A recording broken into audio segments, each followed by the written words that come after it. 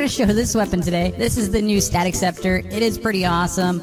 Can't wait to show this to you because it is really cool. But it is actually one of the best looking weapons in the game, and the question is whether or not it is the best weapon in the game, at least from a magical standpoint. I'll also be showing you how to get it, because a lot of people are actually saying they needed to craft it.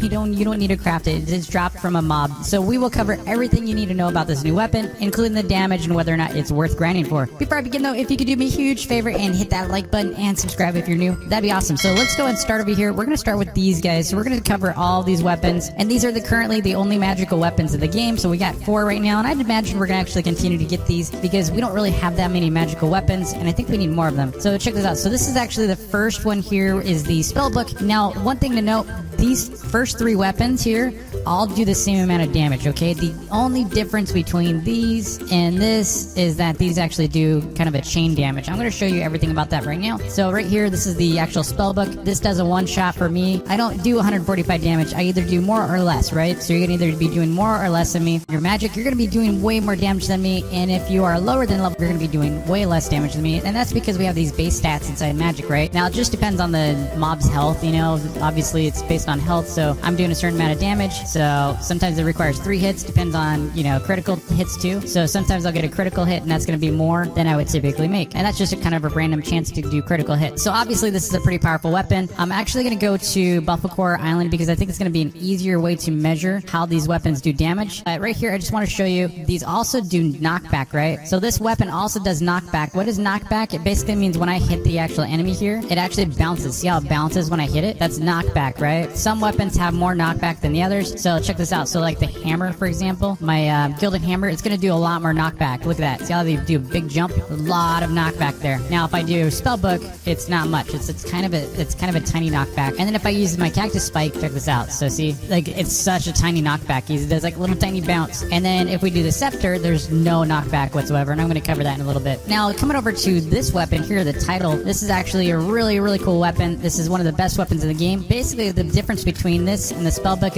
is actually one shot. It can only hit one target at a time, right? So I do this, and it's going to hit one target. And let me...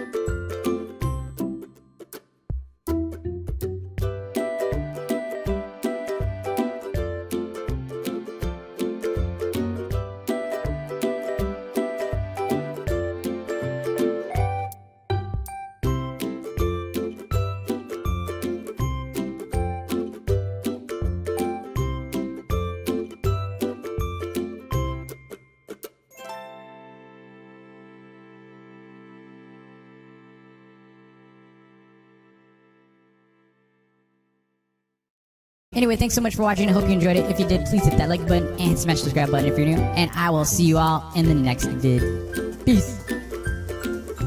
I feel like this needs batteries.